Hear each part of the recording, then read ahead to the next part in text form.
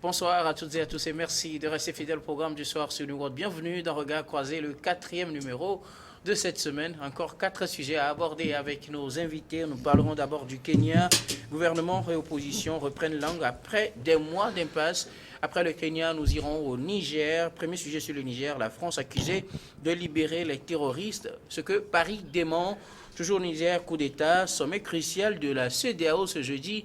Puis nous terminerons avec le Togo élections, nouvelles alliances entre politique et OSC. Et pour en parler ce soir, 3 invités sur ce plateau. Avec moi, Robert Kossigan Akwete, vous êtes analyste politique et président de l'Alliance Jeunesse Développement AJD. Bonsoir Robert et bienvenue. Bonsoir docteur, je précise que ce n'est pas docteur médecin, mais docteur docteur en linguistique et communication. Voilà. Et je salue le pasteur Edo et avec mon doyen Vivien Tomi. Voilà. Je salue tous les téléspectateurs de Niwa TV. Je salue tous les peuples aujourd'hui sous l'emprise du terrorisme. Ce qui est sous le soleil, il n'y a rien de continu. Tout est éphémère, ça finira un jour. Et que la paix règne sur toute la terre. Merci. Merci beaucoup pour cette bonne pensée. À côté de vous, vous le disiez, c'est Emmanuel Vivien Tomi. Vous êtes journaliste et directeur général de Plume Libre, également conseiller en communication politique. Bonsoir Vivien et bienvenue. Bonsoir Guillaume, bonsoir aux téléspectateurs de Niwa TV un peu partout dans le monde, surtout au niveau de la diaspora. Permettez-moi aussi de saluer les partis politiques qui s'organisent pour tenir un congrès le samedi prochain, notamment le parti du chef de file de l'opposition, l'Union des forces de changement UFC. Et merci beaucoup. Nous leur souhaitons bon congrès. Notre 3e invité aujourd'hui, c'est le pasteur Komi Edo. Vous êtes président du mouvement Martin Luther King. Bonsoir, pasteur. Oui, bonsoir, docteur. Bonsoir à mes co-débatteurs. Bonsoir à tous ceux qui nous suivent de près ou de loin. Et je salue toutes les coordinations du MMLK, du mouvement Martin Luther King de Lomé jusqu'à Sinkassé. Et je fais un coucou spécial à tous les Togolais là qui sont actuellement en difficulté en Turquie. On en avait parlé la dernière fois, mais jusque-là, rien n'est fait. Je profite aussi pour lancer un appel au gouvernement togolais à faire tout et tout pour que ses compatriotes puissent retrouver le sourire, la joie et pourquoi pas revenir sains et saufs au bercail parce que la situation au jour le jour s'empire et je pense que c'est des Togolais qui sont partis aller chercher mieux ailleurs. Ben, si ça ne marche pas, ils peuvent rentrer au Togo. On a besoin encore de ces concitoyens. Merci beaucoup pour vos différents messages à l'endroit de ceux qui sont censés les écouter. Nous espérons qu'ils atteindront ces personnes-là. Une petite précision avant d'ouvrir le premier sujet. C'est concernant la constitution de ces plateaux. Je rappelle aux téléspectateurs qui peuvent réagir dans les commentaires sur notre chaîne YouTube, mais toujours garder le respect des interventions des uns et des autres. Le principe de cette émission, c'est d'opposer différents points de vue. D'ailleurs, le nom Regard Croisé vous le dit clairement. Et donc, nous opposons différents points de vue. Il est libre à chacun de donner son appréciation, mais toujours dans le respect. Nous espérons que vous nous avez compris et c'est avec vous que nous abordons le premier sujet, direction le Kenya. Gouvernement et opposition reprennent langue. Après des mois d'impasse, le gouvernement kenyan et l'opposition ont entamé ce mercredi des discussions visant à sortir le Kenya de l'impasse dans lequel il se trouve depuis le mois de mars. Les négociations pour calmer les ardeurs ont donc démarré ce mercredi, un an jour pour jour après l'élection qui a connu la victoire de William Ruto face à Raila Odinga qui se présentait pour la 5e fois à une élection présidentielle. Enfin, opposition et pouvoir se retrouvent pour discuter au Kenya après des mois d'impasse, des manifestations à cause de la flambée des prix aussi de cette élection contestée par William Ruto et par Raila Odinga. Oui, dommage pour le continent africain. Dommage pour le continent africain parce que les contestations ont toujours eu lieu après les élections et ce sont les peuples qu'on envoie à l'abattoir. C'est les peuples qu'on envoie souvent à l'abattoir et qui vraiment, malheureusement, comme je le dis, quand on les amène à l'abattoir, ils meurent. Regardez, depuis les élections au Kenya, depuis 2008-2009, il y a eu 1500 morts. En 3 mois, de décembre à février, il y a eu, je dis bien, écoutez bien, 1500 morts au Kenya pour une seule élection présidentielle. Écoutez, ça fait mal. C'était au temps de Uhuru Kenyatta face à Raila Odinga. Bien sûr. 1500 morts. Vous pouvez imaginer 1500 déjà, c'est la population d'un village. d'une localité qu'on extermine parce que il y a des divergences politiques, il y a des contestations politiques, ça fait mal. Et toujours au Kenya, on pensait qu'on a fini avec ces problèmes au Kenya et que la réconciliation devait y avoir, mais c'est plutôt le contraire. Et il y a un an de cela qu'il y a eu l'élection qui a été contestée par Raila Odinga, qui toujours c'est l'opposant, hein, le principal opposant à tous les régimes qui se sont succédés dans ce pays, qui n'a pas été élu. Ça fait quand même, on s'est quand même dit que quelque part il y aurait eu quelque chose on n'a pas les preuves pour le dire. Et il est dans la contestation. Mais écoutez encore ceux qui sont morts, des gens qui sont encore morts. On aurait pu éviter, faire économie de tous ces morts et aller aux négociations si négociations il devait y avoir. Maintenant, on a fait tout ça et c'est maintenant qu'on se met à table. Et c'est comme ça, le cycle, hein, c'est toujours l'éternel cycle. Après une prochaine élection, il y aura encore des contestations, il y aura encore des morts. On espère que ce ne sera plus le cas. Non, mais écoutez, mais on l'a toujours dit. On pouvait même en finir depuis 2008. On l'a dit, il n'y aura plus. Après la réconciliation, il n'y aura plus de morts. Mais on en a connu encore jusqu'à présent. Et donc, quand les acteurs politiques font cette mise en scène là, cette mise en scène, ça fait mal. Il n'y a pas de sérieux. Alors maintenant qu'ils veulent aller au dialogue, le dialogue pour leurs intérêts ou bien le dialogue pour le peuple kenyan. Le Kenya n'a pas tellement besoin de ça. Le Kenya, que ce soit à Nairobi, que ce soit à Mombasa et autres, ils n'ont pas besoin de ça. Le Kenya devait avancer. Donc maintenant qu'il y a eu, finalement, il veut se prendre langue pour échanger, pour pacifier le pays. Bon, tant vaut que jamais, mais j'estime quand même que les acteurs politiques doivent préserver des vies humaines. Il faut préserver des vies humaines parce qu'on fait la politique au cœur des actions politiques. C'est des citoyens, c'est des êtres humains qui sont au cœur parce qu'on estime qu'on travaille pour les populations et il faut les protéger. On ne va pas continuer par vendanger leur vie, pas le faire comme ça, ce n'est pas normal. Maintenant, ils veulent aller négocier, ils n'ont qu'à aller négocier, on va voir ce que ça va donner. Est-ce que c'est le partage du pouvoir? Si c'était le partage du pouvoir, on aurait pu le faire autrement. Mais maintenant qu'il y a eu des morts, et c'est suite à ces morts qu'on va négocier, qu'on va dialoguer pour remettre le pays dans les. C'est vrai quand même que la cause défendue était idéale parce qu'il y avait. Nous avons nos collègues de droits de l'homme au Kenya qui disent que la vie était vraiment chère. La vie était. De plus de 7%. 7%, la vie était vraiment chère au Kenya et il fallait quand même mobiliser les citoyens pour ça, mais au même moment il fallait pas quand même sacrifier leur vie. Donc on attend de voir ce que ça va donner, les négociations vont donner, mais que les acteurs politiques sur le continent sachent vraiment quand même qu'on n'a pas besoin de continuer par sacrifier les vies humaines avant de pouvoir parvenir à leurs intérêts. Emmanuel Vivien Tomi, le Kenya vit aujourd'hui l'ouverture depuis hier de ce dialogue-là qui va permettre à l'opposition ou le pouvoir de finalement discuter après pratiquement un an de contestation à la suite de cette élection qui a vu une 5e défaite pour Raila Odinga. Le Kenya est un pays qui surprend dans beaucoup de choses.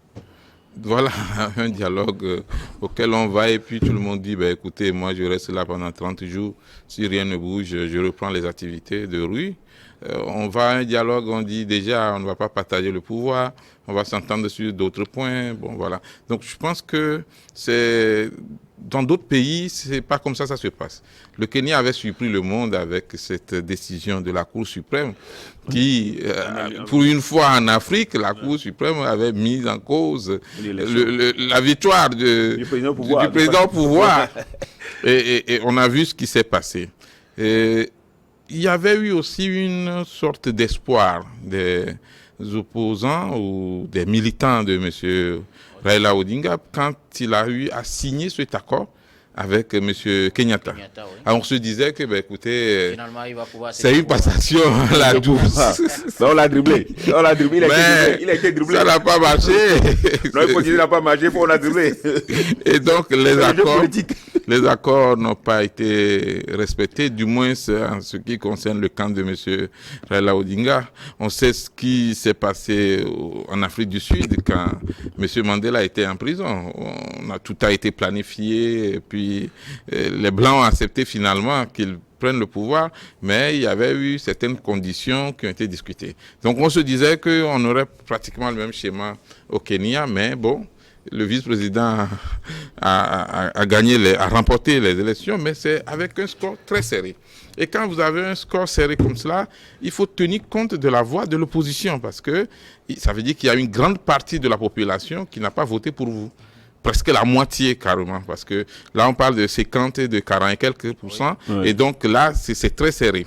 Et donc le dialogue qui devrait s'ouvrir doit être un dialogue franc, mais aussi un dialogue ouvert. Ouvert des deux côtés, parce que personne ne devrait mettre la barre très haute. C'est vrai aussi qu'en politique, pour aller à un dialogue, vous devez essayer de mettre plein pour que vous puissiez avoir au moins la moitié. Vous avez vu ce qui s'est passé au cours du dialogue au Togo. On sait que ça, là, ce n'est pas possible, mais on met ça sur la file des revendications quand même, puisque au moment de faire la synthèse et l'entente, il faudra perdre certains points et puis accepter d'autres, ainsi de suite. Alors ce dialogue, ça suscite de l'espoir pour vous, que la situation va se calmer? Le dialogue politique est toujours encouragé, parce que ça évite la guerre. Mais le nécessaire, c'est que ce dialogue aboutisse. C'est en cela qu'il faut saluer le travail de certains politiciens africains comme Maître Yaovi Agboibo, paix à son âme, qui, à un moment où on ne croyait pas, a su quand même conduire les travaux du dialogue. Parce que le problème aussi, ce n'est pas que les deux grandes parties se retrouvent, l'opposition et le pouvoir, mais que la conduite du processus aboutisse à des résultats concrets. Et c'est en cela qu'on va demander peut-être à Raila Odinga de revoir sa copie, de ne pas mettre une sorte de chantage politique en disant dans 30 jours je descends dans la rue, parce que le dialogue peut durer plus de 30 jours sans trouver d'issue. Le nécessaire, c'est que tout le monde soit sincère, honnête et qu'on aboutisse à des résultats qui avantagent le pays. Et il faut perdre aussi ses intérêts pour pouvoir faire rayonner les intérêts supérieur de la nation, comme on le dit en expression. Alors, Robert Kosigan, on le disait, le Kenya avait connu plusieurs mois d'impasse. Aujourd'hui, un dialogue s'est ouvert entre les deux camps. Y a-t-il de l'espoir, selon vous? Si nous revisitons l'histoire du Kenya, nous allons constater qu'il y a eu toujours des guerres juste après les élections. Si nous prenons le premier quinquennat de l'autre Uhuru Kenyatta, vous allez constater que c'était jonché de morts parce qu'il y avait manifestation suite à la contestation de Raila Odinga, ce qui l'a poussé à faire de Raila Odinga son partenaire au cours de son deuxième mandat.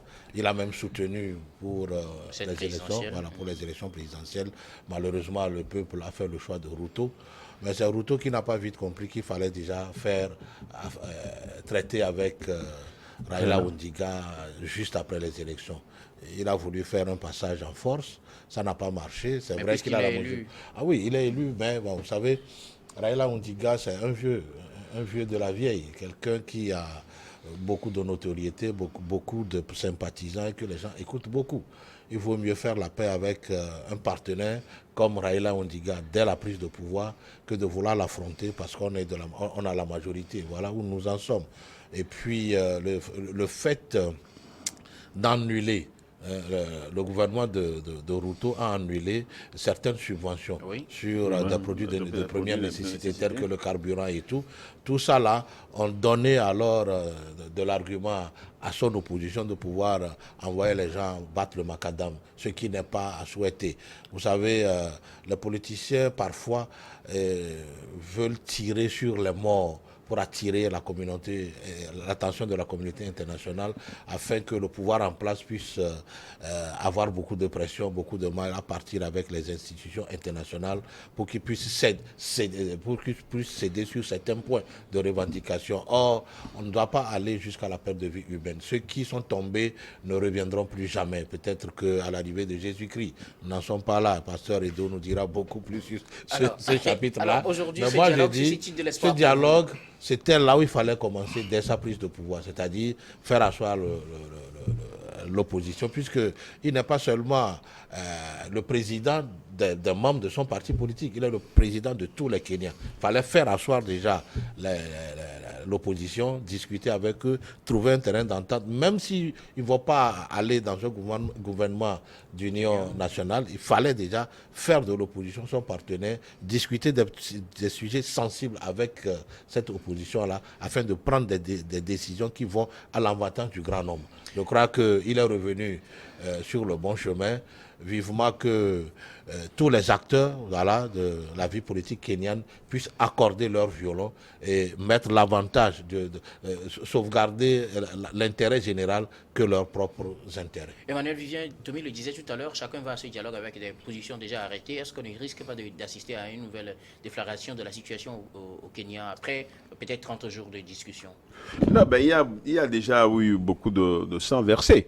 Et je ne pense pas qu'il faut encore durcir les positions.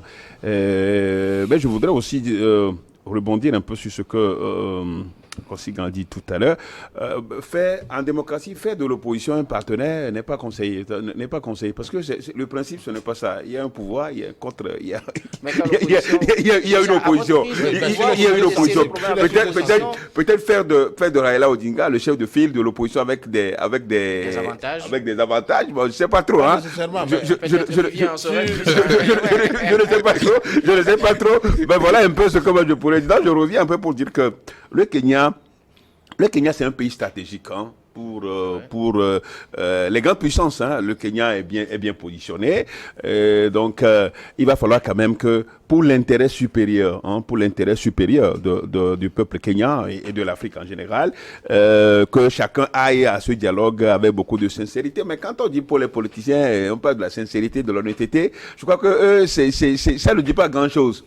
Ça ne dit pas grand-chose aux gens. Peu de hommes politiques sont sincères et honnêtes par rapport à la chose publique. Bon, donc, moi, ce que je souhaite, comme tout citoyen, c'est que le Kenya puisse retrouver le bon sens, le sens de vivre, la quiétude, la stabilité, pour que Ruto puisse déballer, parce qu'un an, il n'a pratiquement rien fait. Oui. Un an, il n'a pratiquement rien fait, puisque la contestation est populaire, et la rue, les gens sont dans les rues, donc il n'y a pas eu grand-chose. Mais là, il reste combien de temps pour finir son mandat? Il reste 3 ans. C'est peut-être en cela donc, il faut lui donner le temps de pouvoir dérouler son programme.